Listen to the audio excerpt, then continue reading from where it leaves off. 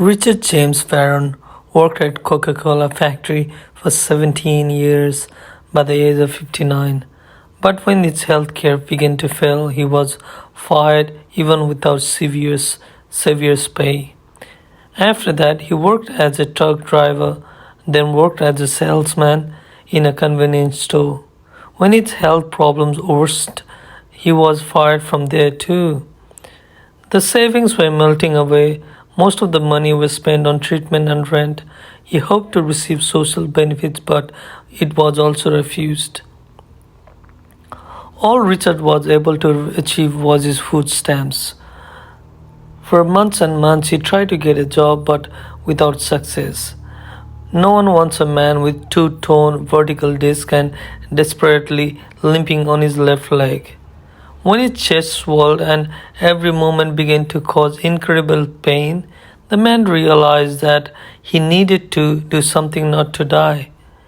Vern had no medical insurance, so he decided to take a desperate step, which he had calculated in advance.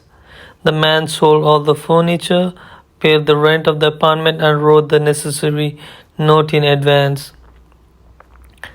Then he took a taxi to get closer to the center of the city of Gastonia. There, Richard asked to stop at the first bank he came across, which turned out to be RBC Bank.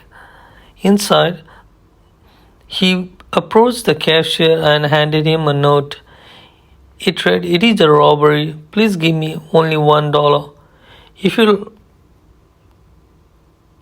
After that, he sat down on a chair and waited for the police to arrive. The man was taken away. Vern calculated that he would be convicted of bank robbery and he would spend at least 3 years in prison. During the time, he would be able to have a surgery on his spine, heal his leg, and find out that he has a terrible pain in his chest too. In North Carolina, prisoners are only paid $5 to $7 for any visits to doctor in solving acute problems. The Federal Bureau of Prisons is very serious about ensuring that prisoners receive any, even the most qualified medical care. With serious problems, they can get into medical centers. Even the world-class ones are for free. At the same time, all medicine is given free for charge, and although in prisons they try to somehow reduce the medical appetites for prisoners, the supervisory authorities also are very careful in monitoring the implementation of prescriptions. In case of injustice, refusal to have any medical care to the prisoners, the prison may lose funding. Therefore, the situation remains the same. After this arrest, Varon immediately began receiving medical care.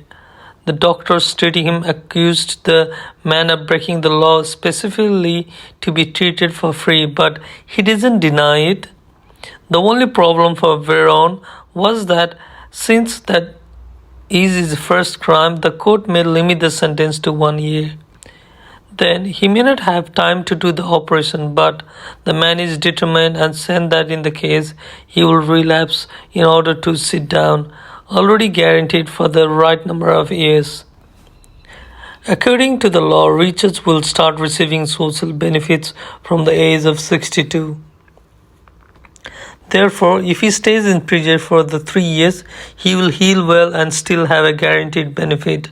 And similarly, meaningful offense can also really save not any well-being but also a personal life. The system of U.S. healthcare organization is built in such a way that country's leadership would have thought about them for a long time. The wave of crime can overwhelm the country not only because of the protest. Many will seek the prison in order to simply escape from hunger and to get a treatment.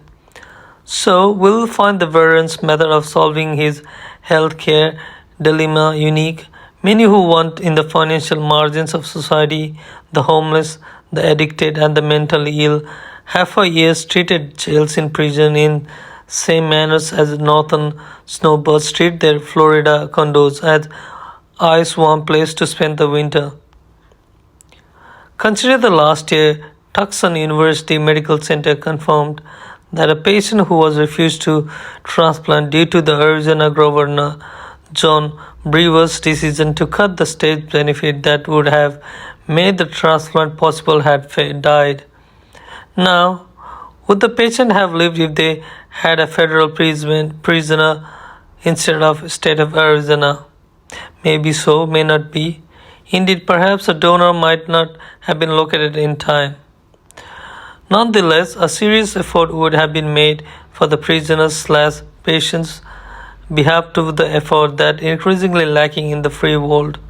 Indeed, one's person prison is truly another man's balance. That's all for the video. I'll come with the new stories. Until then, take care.